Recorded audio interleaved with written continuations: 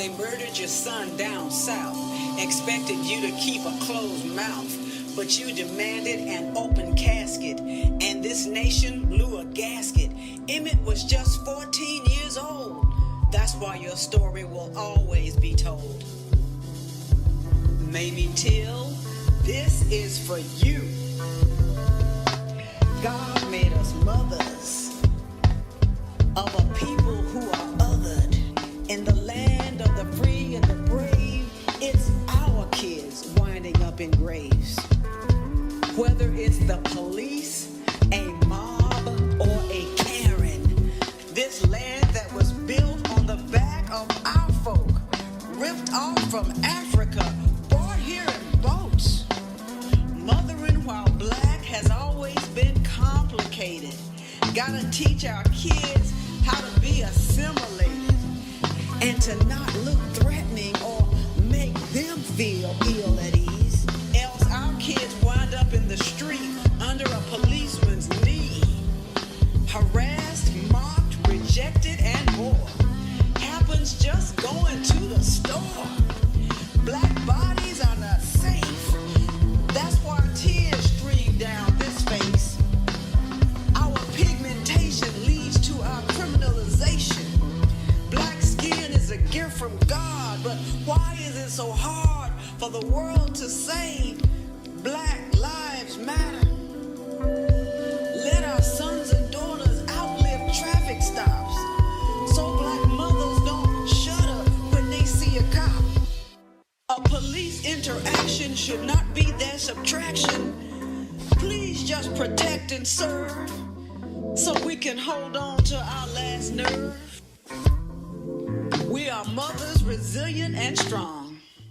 The plight of our kids makes us sing this song. The plight of our kids keeps us up all night long. The plight of our kids shows that this nation is wrong. Lord, give us the power to fight until America treats us right. Mamie Till, Mamie Till, Mamie Till, Mamie. We'll be having a conversation with Dr. Sharon Patterson, Ms. Mackenzie Hervey, and Dr. Ivy Taylor and we'll be addressing racism as a community of faith. And I'd like to welcome you all. And Dr. Patterson, if you'd like to give us a brief bio, we'd appreciate it.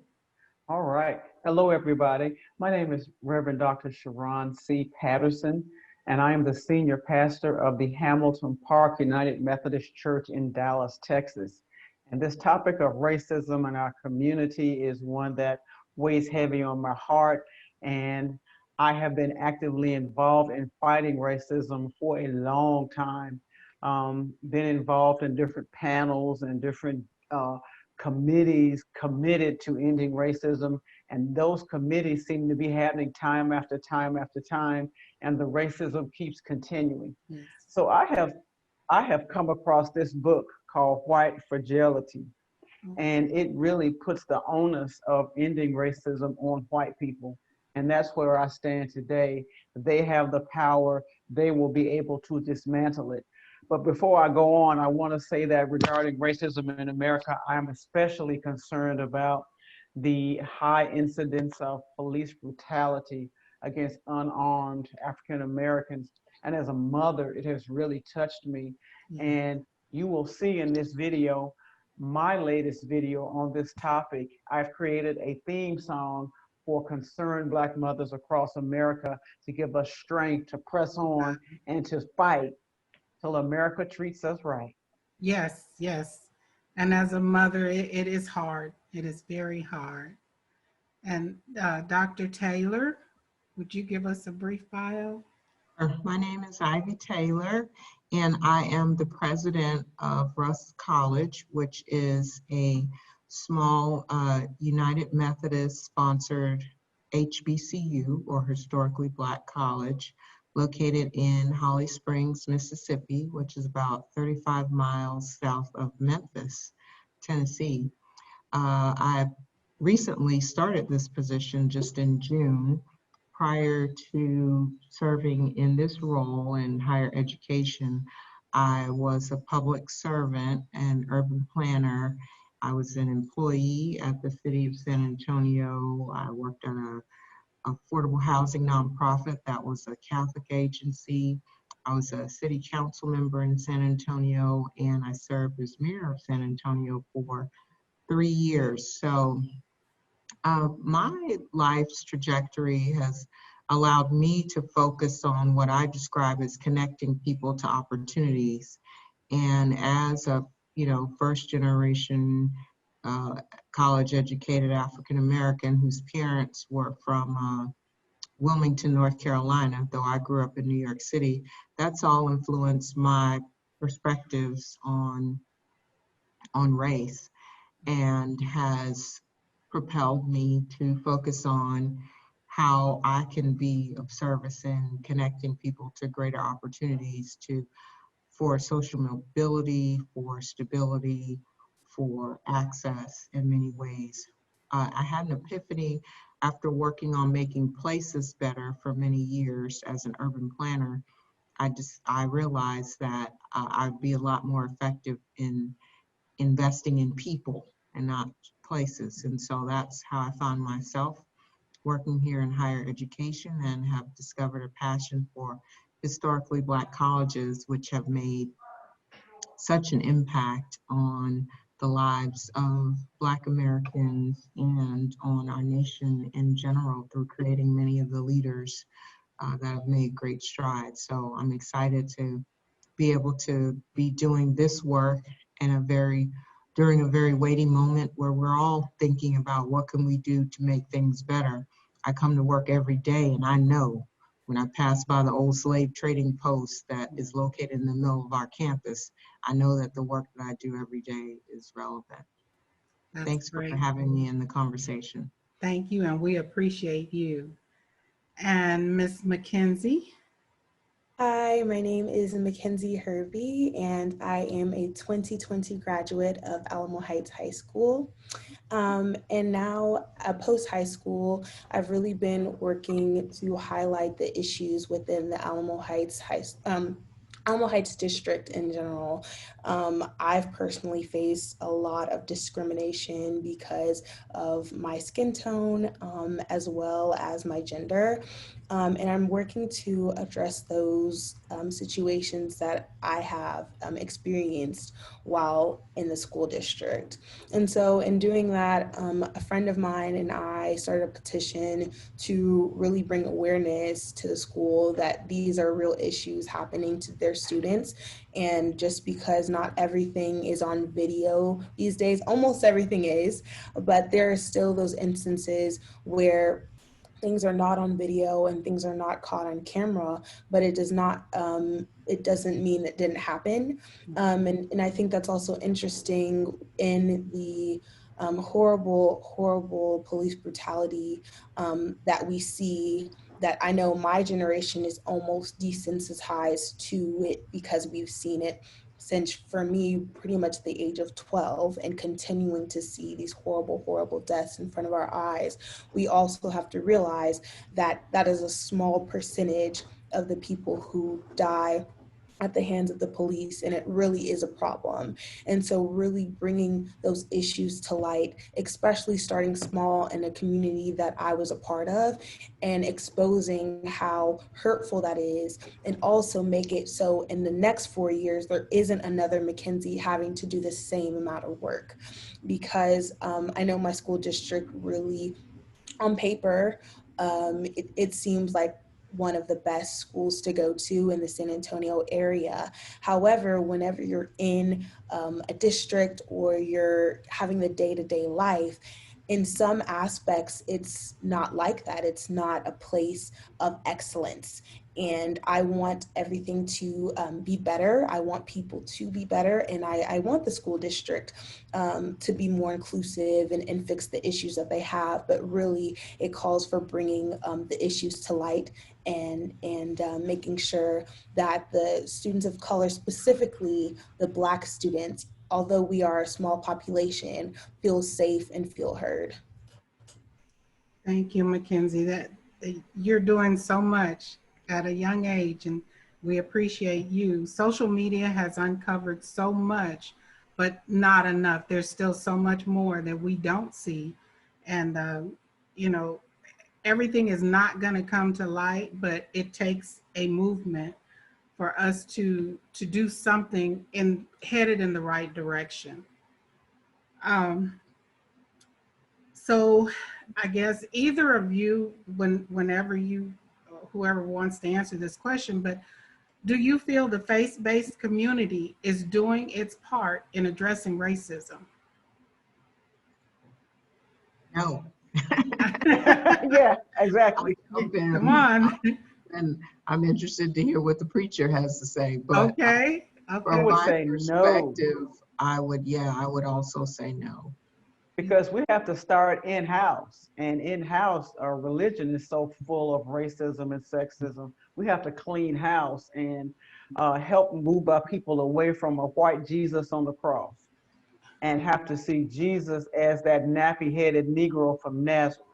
There you And when go. we see him in that perspective, who always reached out to those on the margins of society, who was the savior for the least, the last, and the lowest, that will flip the narrative in church. And also, Jesus was a big advocate of women and including women. So the church has a long way to go with racism and sexism. That's true. That's true. Dr. Taylor, did you want to add to that? Well, I would just add and say that I certainly believe there's a lot more that can be done. I think, well, I've heard this quote attributed to a couple of people, but I thought it was Dr. King that said that Sunday morning at 10 a.m. is the most segregated hour in America. And I have attended for most of my life. I've attended churches full of people that look like me, but I don't believe that those churches do enough to reach out to those who don't look like us. And certainly on the other side, right now, unfortunately, so many things have been politicized within the non-Black Christian community that, you know, it's really hard. In fact, I read an article a few years ago about a lot of the mega churches were losing their Black members because they just could not sit there and listen to their pastors, you know, agree with what's happening in Washington, D.C., or their pastors refuse to acknowledge what's happening in the streets of our major American cities in relation to law enforcement. And so where we saw a movement in that many of the mega churches were integrated, then they started losing that mixture because people were unable to have candid conversations about issues that plague us and issues that are tied to the history of our nation. Mackenzie, did you have anything to say on that? I agree. I think that one of the key things is the candid conversations, and I think that's definitely, they're typically hard to have because everything is exposed, both feelings from both sides, and then you have to work together to figure out what's next. And I feel like brushing things under the rug or just kind of doing something else is easier for people to do. And it's easy, you brush it off, you're going to church on Sunday, you're okay, this is what we're doing, and then move it on. But there's still stuff happening in the news. There's still the killings of Black people, and you have to look at that and see, you know, does that align with what I stand for? Can I sit here and for 2 hours have someone talk to me about forgiveness, but not talk to me about George Floyd or Breonna Taylor, or there's so many names. And so I think when we start having those candid conversations, we can potentially start to make some sort of progress. But as we continue to brush things under the rug, there's not going to be any change, any significant change. Exactly. And Dr. Taylor, you mentioned the mega churches are losing their African American congregation. I personally feel like the mega churches don't take the time to talk to, as Mackenzie says, you need to be able to address people. You need to know where they are. And I'm sure some mega churches take the time to address each member, but I just don't think the voices are being heard the way they should be. So, Well, again, from what I've observed, several of the pastors have aligned themselves politically with leaders and philosophies that most Black Americans are deeply troubled by, and so that's one reason. But then also, I think a lot of times many of the parishioners are uncomfortable about having those conversations. Just like Mackenzie said, they just kind of want to sweep it under the rug and let's just all sing our hymns together. Meanwhile, folks are troubled by what they see on the news, or actually even what's happening in their own communities or in their own families. And the unwillingness, because people want to say, oh, well, that's not me, or I didn't do that, or that happened 150 years ago, let it go. yeah. But when I turn on the news, Still happening. yes.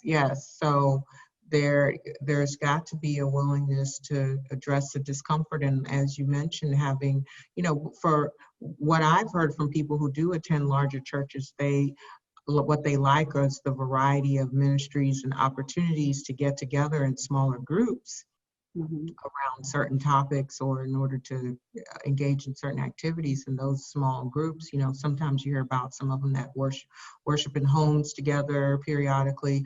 Those provide the opportunities for people to actually have those conversations, but they can't just go based on, they've got to be willing to get outside of their comfort zone, which many people just have difficulty doing.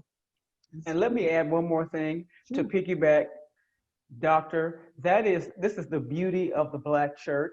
We have always and should continue be an emotional outlet for our people. Sermons on Sunday should be cathartic. The pastor should have his or her hand on the wrist, on the pulse of what's going on in Black America. And that sermon should hit you, bam, this is what's going on. Number one, people need to be seen. People need to be heard. Their feelings should be acknowledged. And that's what the sermon does. This past Sunday, I preached a sermon that says, I refuse to deny my pain. I refuse to deny my pain, because we as a people are holding on to so much emotional trauma. We have 3 pandemics right now. We have the coronavirus, we have the racism, we have the economic, and all 3 of them have their knees on the neck of Black America. We are in pain, and we have to be able to articulate that to somebody who cares. Yeah. And that's why the Black church continues to be the place to come to have people who care about what you are going through. Exactly. That's so true.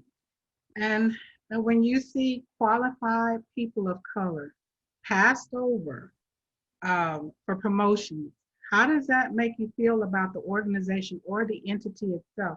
And this is also within the church, within the faith-based community. We see people, yet we also know people that have the same qualifications that could also move forward. Well, where do you feel on that? Where do you feel there's an issue on that? Well, I can't speak to how that occurs in the church. I'll be honest. I grew up in a Pentecostal holiness church, and I went to church a whole lot when I was young, and that turned me into an SMO adult. You know what that means? Sunday morning only. So I try. That's okay. That's okay. That's okay. I try not to get into the church politics, because I spent enough time in my life in politics in the broader community. So I try not to delve in there in the church. So I cannot speak from experience regarding people being passed over for positions within the church. What I can speak from experience on is in the broader community. As mayor of San Antonio, one of the most frustrating issues that I dealt with that would often lead me to simply cry in my office was seeing Black San Antonians passed over for positions for which they were very qualified, and often the most qualified person, because in that community, there's an image or an expectation that someone else should be leading. And in San Antonio, because of the racial dynamics there, that happened to be Hispanic. But I can tell you many stories of, when I was a council member, of Black employees coming to me looking for redress or assistance or other community-wide, citywide efforts where there's going to be someone that's high profile, and then the whispering behind the scenes would be, well, that has to be a Hispanic person. And that's something that people feel uncomfortable talking about. Right now, the dynamic is on Black-white racism, but, the United States is a multicultural nation. I grew up in New York City, so I'm more accustomed to a richer, group of a more diverse group of people than I witnessed in San Antonio or in what see here in Mississippi and Tennessee. But that is something we've got to deal with, because beyond the Black-white dynamic, America is browning, and we've got to figure out how we can all get along. Right. In the words of Rodney King, we've got to be able to move across a variety of races and cultures and not look people over when they are talented and qualified, because then we all end up suffering when we do that. That's so true. That's so true. Mackenzie, I know that your school district is predominantly white, and Yes. I know that I'm sure you have some struggles with that. Yes, it was definitely a struggle for me. A little bit of background about me. I am a former military brat. So before moving to San Antonio, I lived in Brussels, Belgium, where I attended a Francophone school and became fluent in French.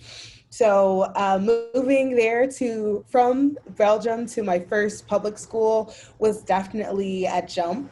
I think I potentially fantasized high school and public school life, because that's not what we had in Belgium. But I kind of was in for a rude awakening, and it was very difficult. It was very, very difficult. I think the population of Black people is 0.2%, or no, 2%. I think it's 2%. But that means, everyone who looks like you. But you also are targeted, because I remember in 8th grade, which was my first year here, I did not have the people who were my friends were the new kids. So the new kids banded together, because Alamo Heights, as well as being very affluent and predominantly white, it is also very, very cliquish, which part of it is that's high school, that's middle school, but it's abnormally so. So I had my little group of new kids, and we were kind of the misfits together because we're new to the district. Right. And no one really wanted to talk to us or speak with us, because they had their own groups. Well, then came track season, and they had seen me run. I tried out for volleyball in the fall. Did not make the team, but I was fast. So they plucked me for track and put me in track. And then all of a sudden it was, oh my gosh, Mackenzie, how are you? How was your weekend? And I was like, what's going on? Leave my class all year. I don't, I sit right I'm next still to the same person. Right. Right. And it'd be interesting, because that would happen every single year. Track season is in the springtime. So, and right after track season ended, I would not speak to them. I would not get invited places. But then, the next year, track season, and I am you know, I lettered my freshman year in high school and my first meet. So I lettered, I made points for the team. I, you know, got all these awards and medals, and it's like, oh, you're so great. But it's like, well, you didn't want me when I was doing this. You know, when I was in the theater program, you didn't come to see my play. Yeah. Like, you just things like that. And I feel like, as well as being neglected for certain positions, I think we're also selected for certain positions, or we can only be put in a certain box. Oh, do you play basketball? Do you play a sport? Do you do, like, you know, there's other things that we can do. And I think a lot of the time it has to do with you're so strong because you're Black, and you seem so, you know, it seems so strong and powerful. And I think it's a lot of times those phrases are used towards Black women. And though we are very strong, I would say probably the strongest people I have ever met, Yes. we are so many other things. Exactly. And I think just because we are strong, it doesn't mean that you can put all this stuff on us because we can carry it or we struggle to move through. I think that is one of the things that people also have to realize. Because I think a lot of times, especially in the news now, it is, you know, they're so resilient, and it's been 100 and 150 years, and they've had through slavery and civil rights era and all of that. But it's like, you know, we like to laugh. We, Right. you know, we do ballet, we have actresses, we have comedians, we have all this talent that I think a lot of people put us in boxes in, and don't pluck us for other things, even though we're just as talented, or, you know, more talented than the counterparts. Right.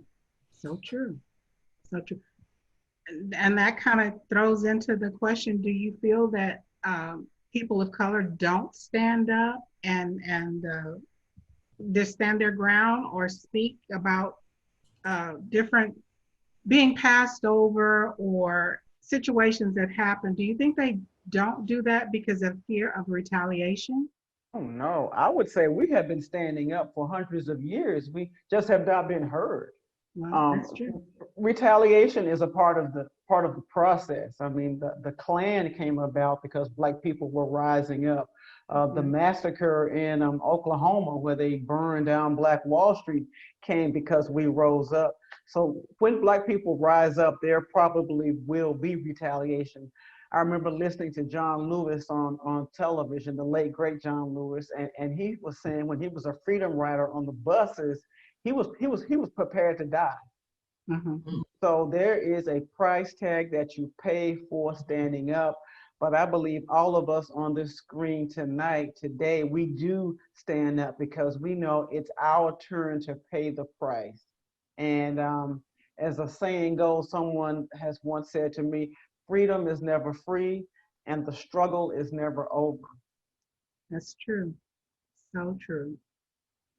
So true. Would like to just follow up on the train of thought that Mackenzie offered about being put in a box, because that's something that I have had to deal with in many of the roles that I play. And I just want to agree with her and just express how frustrating that is when people know one thing about you, so then they think they know everything about you, right? So you're Black, therefore X. You're a Christian, therefore X. And that was something that was very difficult for me during the time when I was mayor, because I felt that people made a lot of assumptions about my views or my stances or what my priorities should be. And I also was very frustrated because I felt that some people didn't feel that I had the right to form my own opinions, that I was not going to be bound by a certain party view, or because I am a Christian, that automatically means that I'm, you know, against this cause or for this cause. Some people were really offended, like, how dare you not take the party line? How dare you not be, you know, fall in with you know, whatever. And that was a significant source of frustration. And I wanted to just make that point during the discussion that that is, I believe, also a result of racism. Right. Because who are you to tell me what I need to think when I'm in a position of leadership? I'm not able to make the same type of decisions or have the same latitude that other decision makers make. You think because I'm Black and because I'm a woman, I have to follow your lead on a certain, you know, issue or topic? Certain guidelines. Yeah. Yes. Yeah. It's pretty sad that we have to be put, like Kinsey said, put in that box. You know, we're individuals. I'll never forget one time, and I have to thank the Lord I didn't make a scene. I was invited, so some of the conservative, you know, Christians who were not Black, they liked me because I was a Christian who would speak to that fact. So I got invited to a homeschool group. They have asked me to come and, you know, speak to some of the students, and they began in prayer, which I like, beginning a meeting with prayer. Right. And so the white lady, she bowed her head and she was praying and praying for me. And she said, oh, and thank you, Lord, that she's never played the race card. Oh. And I said, Oh. I almost broke up the prayer. I wanted to say, what the hell are you talking about? The race card. And What do you even know about the race? Oh my God. I'm telling you, they're so funny. It's funny, but it's really sad. It's not funny, it's sad. I mean, you have to laugh at it, but it was very disturbing. I didn't even know that that was a thought in her head, that every time she sees me, she's waiting for me to play the race card. Wow. Instead of get things done or advocate for citizens. Yeah. So, Wow. That is something. Well, where did you first see racism growing up? Either of you. You're still growing up, Mackenzie, but I know. I'm like, I'm probably not finished. I'm not finished. I know my first experience that I remember is I lived in Houston for 5 years, and I did kind of my pre-K, and then I was there until 2nd grade. And I remember first day of first grade, or no, within the month of 1st grade. We're learning about how to write. So we write our names to practice our letters to sign in. And one day I come in, and I was a very chipper kid, and I'm just kind of going in, and I want to sign my name so I can put my book back down and get ready for class or get ready for the day. When I get there, there's 2 girls in my class who are white. And they are standing there a long time taking to get their name. I'm like, okay, like this, all right. It's like, hey guys, are you almost done? They're like, give me 1 second. So the one girl turns to her friend, and they go and whisper, and I'm just standing there. And then they come back and says, you can't sign your name because you're brown and my favorite color is pink. And I was like, what? I was like, guys, I'm just, I'm just trying to sign my name so I get counted here. That's all. And they would not let me in the classroom. Wow. So I went, and I felt embarrassed, which I really hate, because a lot of the times in the different schools, or every time I have dealt with racism, a lot of times when I was younger, I really felt embarrassed and felt like it was my fault, and felt like I was putting someone else at an inconvenience. And so I went down the hall, and my teacher was, I guess she was going to get copies or something. And as I was going to the restroom to go cry, I was crying, and she was like, what's going on? What's going on? And I told her. And so she was, like very upset and kind of had to talk to the girls. And I remember being like talked to, and then they let me in the classroom. I went throughout my day, and then we were in our little PE class, and I was so mad because, so I had gotten over it that morning. So I went throughout my day and I was in my PE class. My gym class was my favorite time of the day. We were playing dodgeball. I loved it.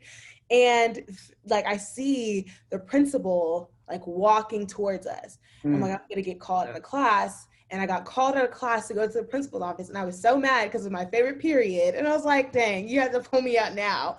And so I got pulled into the principal's office, and the girls were there, and they were crying, and, you know, they had tissues and stuff like that. And I was just kind of sitting there, and they had to apologize to me. And I was kind of sitting there thinking to myself, I should be using those tissues.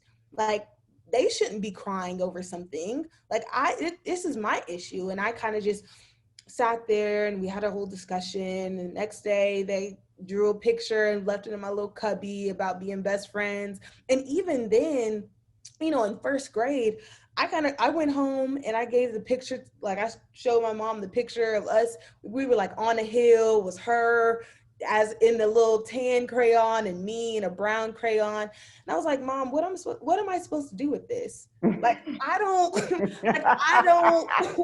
want this, because I felt like it was not genuine, because, you were over here crying, and I'm the one who's hurt, and I'm having to sit through it. And so that was really my first time dealing with something or someone who did not like me, especially because of my race, and it just being called out. It wasn't really subtle at all. And so with that, I think that first experience really kind of triggered me, because I always was very aware with which spaces I wanted to be in. Can I be in this area? Can I be friends with them? Will they let me in their group? And so I'm hyper aware when it's like, yes, you can go, if you want to go play on the monkey bars, this is the stuff I would say to little me, but it's, if you want to go play on the monkey bars, go play over there, wait your turn so you're not cutting in line, but go do it. Because I just felt like I took up space and it was selfish of me to do so. So that was my first experience, and that'll always, stick with me. That was first grade, and I'm now a freshman in college, and I still remember it like it was yesterday. Wow. My example isn't as strong as Kenzie's. Kenzie, that is very strong. It is. I grew up in the segregated South and was born in a segregated hospital.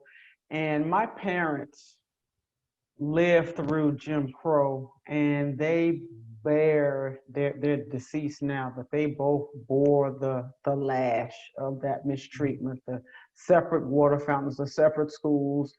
And they were raised in an environment where Black people get in trouble for being out of place around white people. So my experience with racism, my first one, was from them learning where not to go, who not to be around. And they did my best to shepherd me through my elementary days to avoid prejudiced white people. So I could see them maneuvering and choreographing my activities, so I wouldn't have to be called a bad name or pushed to the side or get off the sidewalk.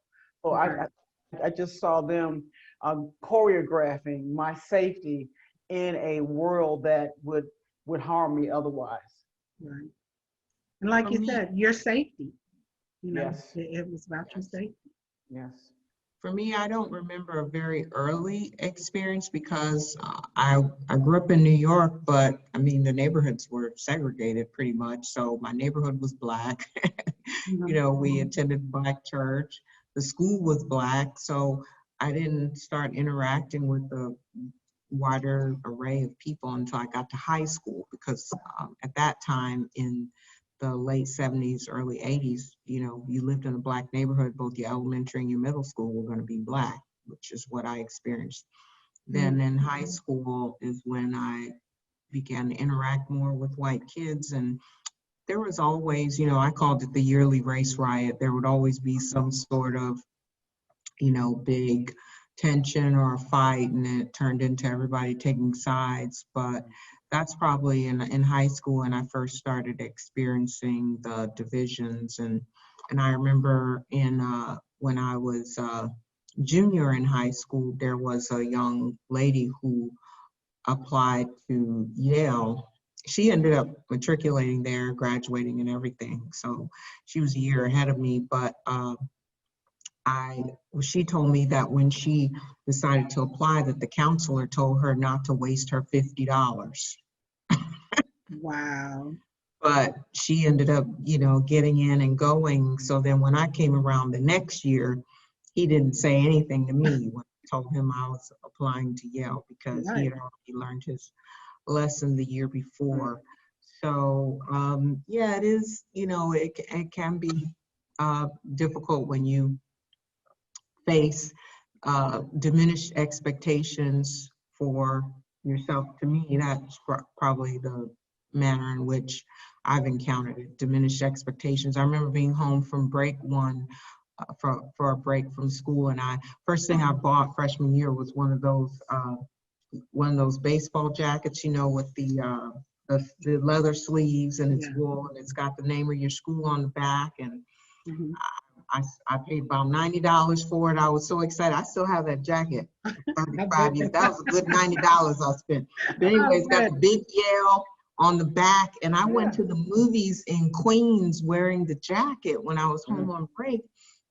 And I remember a group of white girls passed by me snickering, and they said, "Yeah, right, like she went to Yale."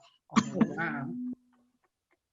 Wow. And, it's just unfortunate when people have diminished expectations because they're operating based off of, stereotypes, or the fact that they have not spent any time in their life getting to know people who don't look like them. So, and I think communities of faith should be places where people are getting to know, people who don't look like them.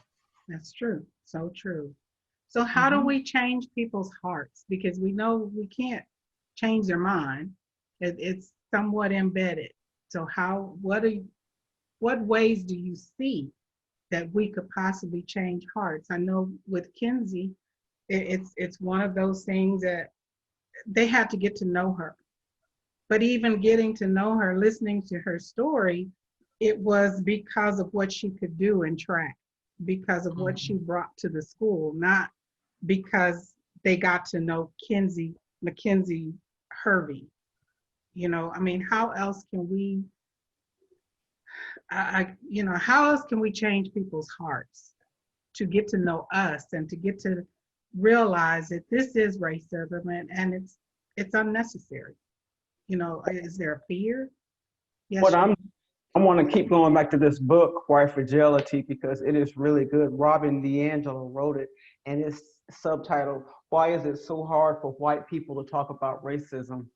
I led a Zoom book review of this book with a white audience to help them come to grips with their racism and how they are benefiting from it and how they enjoy white privilege, whether they admit it or not, and how it is their responsibility to unpack that.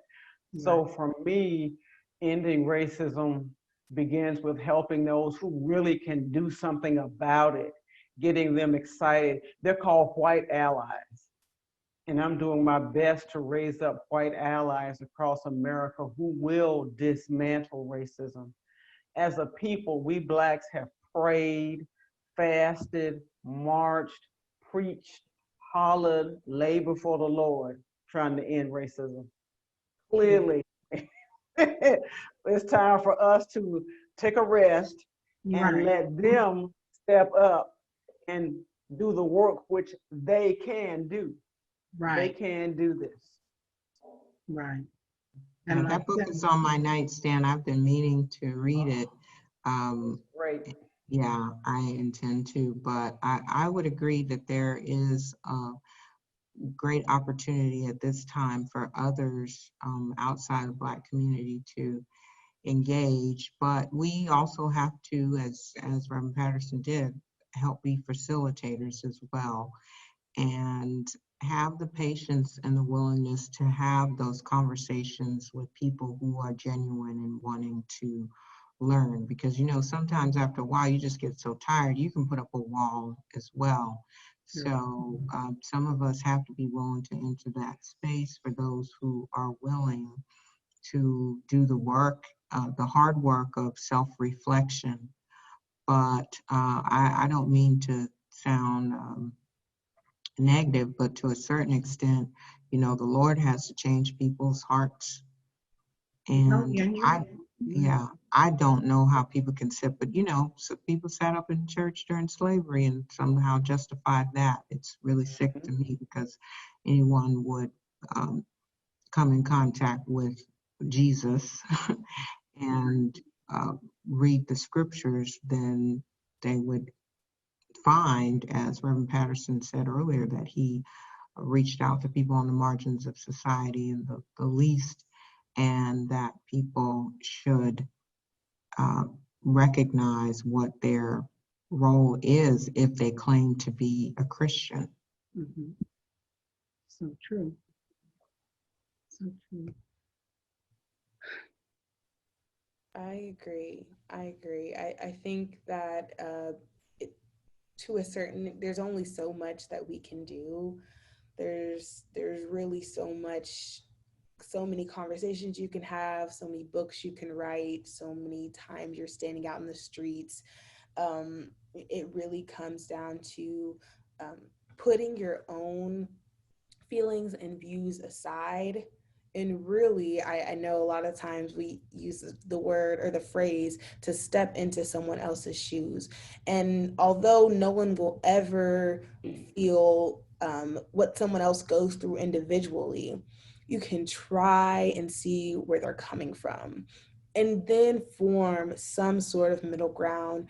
But I think, again, it comes with, you know, the candid conversations, and then also people have to be willing to change their heart. People have to be willing to get information because the information is out there. I think when you talk to someone or a Black person, you're asking them potentially about their personal experience. And I think that can potentially be helpful in understanding the Black experience as a whole. But you have to be willing to change, because if no one can force anyone else to do anything or feel anything or have sympathy for another group. And it's really the willingness to change and to change the actions. I know a lot of times in school, people will be like, well, this, I wasn't a slave owner. Well, you weren't, right? But your great, great, great, great grandfather was. And let's address why that was an issue. And let's address why in your family, you find that it's okay to say the N-word, right? So that's the issue that we're tackling now. I think a lot of people or a lot of generations, I think every generation just does more to further Black people to equality, which is, you know, we're not counted as 3/5 of a person anymore, but we still are treated like it. But you have different struggles within different generations. So it's like, okay, well, let's sit down and talk about what the issue is with you guys, because it's no longer slaves, but it's something else. It just kind of turns into something else. Right. That's true. It's a learned reaction at this point. You know, they say lead by example. So that's the example that they've had all these years. Right. And some don't know how to turn it off, or some don't want to turn it off. You know, they're enjoying this. Let's see. What is the intersection of racism and faith? Interesting. I would say Jesus is the intersection. He is our way out of no way. He is our light at the tunnel. He is the one that if we stop and pause and look at what he taught and how he led us, it will show us that racism is real. And because we've touched on the fact that many of the evangelicals, Mm-hmm. don't see the problem of racism that other mainline Christian groups do. And so when you really look at what Jesus taught and how he behaved, he will show you your racist ways. So I've been at some rallies here in Dallas, some prayer rallies to end racism, and some of the Anglo clergy men have been convicted at these events. And a couple of them said they're going to not worry so much about being white, but they want to be more of a Christian. Some white people are really grappling with and wrestling with what it means to be a Christian in light of a Jesus who combats racism rather than who turns a blind eye to it. Right. Okay. Well, we've covered most. Well, are there any comments or anything that anyone wants to bring up besides the questions that I have already asked? Your final thoughts? Well, I'd just like to again underscore how blessed and I feel to be at this moment in leadership at a historically Black college, because just the very existence of this institution is just a testament to the struggles that we've had over the years in relation to this issue, but also many of the successes. And so it's exciting to be in a space where I feel a part of the effort to create leadership for the continuing struggle in these areas.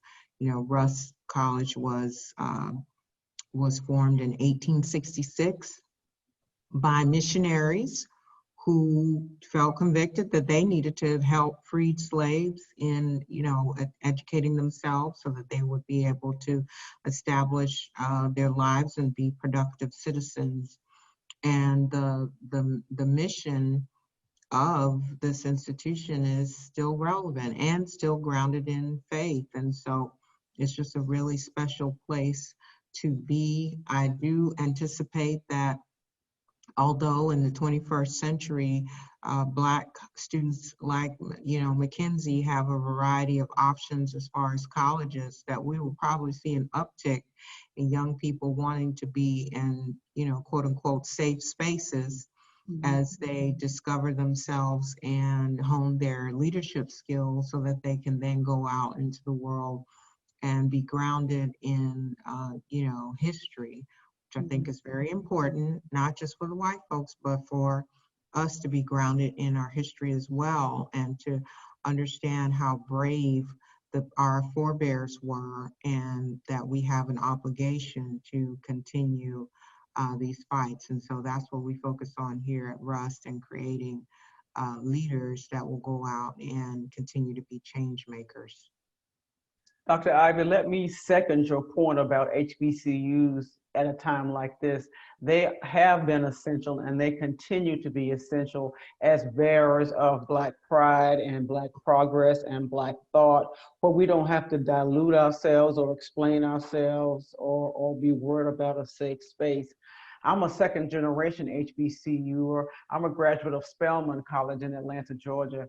And my mother was a Bennett Bell with Bennett College in Greensboro. And my dad went to Johnson C. Smith University in Charlotte, North Carolina. So HBCU is in my blood, and it has to continue. So Kenzie, the pressure's on you now. The pressure's on you, Kenzie. You got to carry that torch. Have you made a decision yet, Kenzie? So this year I'm staying in San Antonio, but I plan to go to Howard University next fall. Congratulations. Thank you. You're the perfect fit for Howard. I'm so happy. Thank you. That's wonderful. Congratulations. Thank you. That is so great. So any final thoughts before we close out? Yes, ma'am. Final thoughts for me is that we are living in a tenuous moment, and we cannot get tired. It is easy to be overwhelmed and want to give up. These three pandemics have been very challenging to the church, the Black church. When COVID-19 hit, our bishops closed our churches, but those of us who really love Jesus, we used a closed church to open it up to ministry. And in Hamilton Park, we immediately began serving hot meals every day to those around us who had lost their jobs and were hungry. And then when it was clear that COVID-19 was impacting Black and brown communities, the Hamilton Park Church then partnered with a medical facility and began doing free COVID testing in the parking lot to make sure our folk were handled. And so it is imperative that the church stay on top of all the needs and all the hurts, because our job is to take care of folk, and we have got to do that in season and out of season. And I'm excited about being a pastor during these times. It's tough, but God gives us the strength, and we can do all things through Christ who strengthens us. Amen. That is so true. So I want to thank you all. And I'm sure once Pastor Emerson edits and does whatever he's got to do, we will let you know when it'll be available. But thank you all so much. You had wonderful conversation. I learned some things as well. You know, you're never too old to learn. So, but I appreciate you most of all. So y'all have a wonderful evening. Take care of yourselves. Stay safe. Thank you. You too. Thank you. Bye. Bye. Bye-bye. Bye. Happy up on the mountainside the feet who bring the good news and salvations to the believers. My name is Pastor Miguel Padilla. I'm the nurture pastor here at St. Paul United Methodist Church. And it's my honor to introduce our guest speaker for our Women and Men's Day Sunday. It is a privilege and honor to introduce Reverend Mark Norman, native from Little Rock, Arkansas. He was graduated from St. Paul Theological School, where he received his Master of Divinity. He's been serving on a local church on the Arkansas Conference, and now he is offering his gifts and his leadership as a superintendent of the Southeast District. Reverend Norman, we share a common friendship that help us to coincide together to get to know one another. And I'm privileged to introduce today Reverend Norman, who not only serves as a superintendent, but also as a trustee for different colleges on the conference, and who offers a deep voice of preaching, but most importantly, the truth from the gospel that he received from his mother. As I stated at the beginning, it is an honor to serve alongside with him. And while you are not here in San Antonio to invite you to mi tierra, it will be something like the hole in the wall and Nashville, but it will be something similar to experience the Tex-Mex food. So once things go back to normal, I hope that you can come and visit us here, and I can treat you to a good Tex-Mex food, or if you like street tacos, more than welcome to take it there. Without further ado, brothers and sisters, help me to receive the most distinguished preacher, Superintendent Mark Norman, who will deliver the good news to us on this Woman and Men's Day 2020. Thank you, and God bless you.